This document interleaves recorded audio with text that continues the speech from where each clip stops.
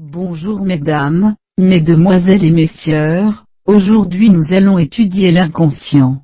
L'inconscient, une simple lacune de la conscience. La question de l'inconscient, la question des perceptions insensibles. Leibniz, nouveaux essais sur l'entendement humain.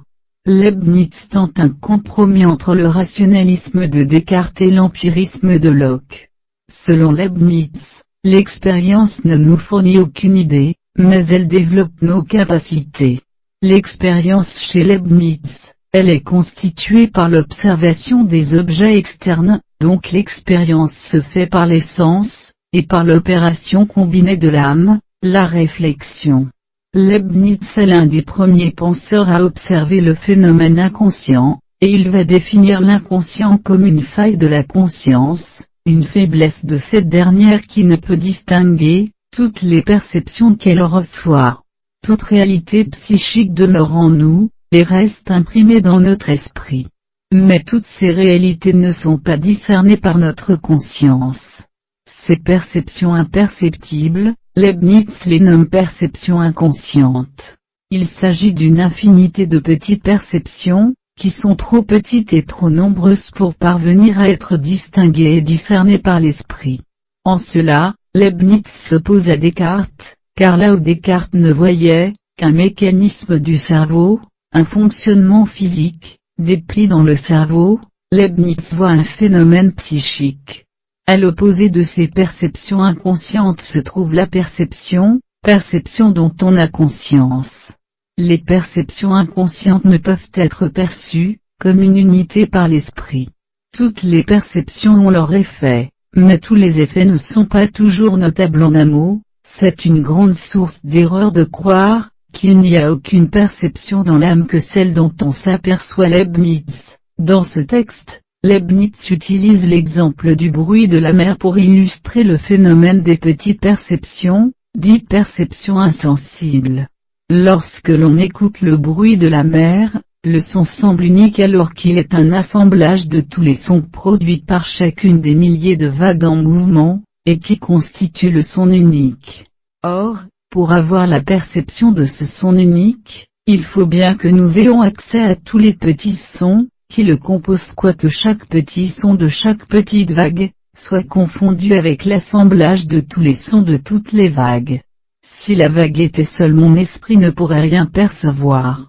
Leibniz prend un autre exemple pour illustrer ce phénomène, celui du bruit d'un moulin proche d'une habitation. L'habitude provoquée par l'entente du son du moulin, fait que l'on y prête plus attention au point de ne plus l'entendre tant il est incorporé. Ce n'est que lorsque le moulin cesse de fonctionner, que l'on se surprend à ne plus l'entendre, et donc à faire attention à sa présence. Toutes les perceptions nous atteignent par-delà l'attention que l'on y prête, par-delà la conscience que l'on en a. On ne serait jamais réveillé par le plus grand bruit du monde, si on avait quelque perception de son commencement. Les petites perceptions tiennent, donc une place prépondérante dans notre psychisme. 1. Elles tiennent une place importante dans la sensibilité en ce qui concerne la perception. Dans la perception, les images sont claires dans leur ensemble mais confuses dans leurs parties. 2. Elles tiennent une place importante quant au temps. Chaque petite perception est liée à celle qui la précède, le passé, et également liée à chaque perception qui la suit, perception à venir. 3. Elles tiennent une place importante dans l'identité de l'individu. Les perceptions inconscientes marquent l'individu, s'impriment dans son esprit, elles le constituent. L'homme est donc constitué par ces perceptions insensibles, qui l'ont marqué par le passé, et qui font qu'elles s'intègrent également dans son état présent. Tout est donc lié dans le sujet pour autant que le sujet parvienne à être conscient de toutes ces liaisons en lui. Nous pensons à quantité de choses en même temps, mais notre attention ne porte, la plupart du temps, que sur nos pensées les plus distinctes. Si nous devions être attentifs à tout, il faudrait prendre en considération tout ce qui se produit lors d'une perception ou d'une pensée. Phénomène impossible. Cette attention limitée ne remet pas en cause le fait que tout demeure en nous, en notre mémoire. Elle signifie seulement que le sujet ne peut se remémorer toutes les perceptions et expériences vécues. Dans l'esprit, rien n'est oublié et pourtant tout ne revient pas nécessairement à la conscience. Transition. Avec Leibniz, l'inconscient prend une place importante dans la constitution du psychisme. Il existe des perceptions inconscientes, et elles constituent l'identité du sujet au même titre que les perceptions conscientes. Seulement, l'inconscient ne signifie ici que ce qui est non conscient. L'inconscient n'est compris que comme la négation de la conscience, comme une faiblesse de celle-ci à parvenir à embrasser la totalité des perceptions infimes et multiples qu'elle fait face.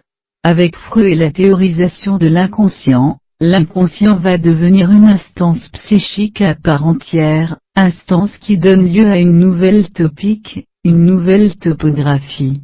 L'inconscient devient un nouveau lieu dans le psychisme, lieu qui se détermine par une activité autonome, dynamique, active. Mais cette nouvelle définition du psychisme n'est pas sans conséquence. La définition traditionnelle de l'homme par la conscience, et le libre arbitre est ébranlé dans ses fondements. De plus, la théorisation de l'inconscient est l'ultime blessure narcissique dont l'homme doit faire l'épreuve.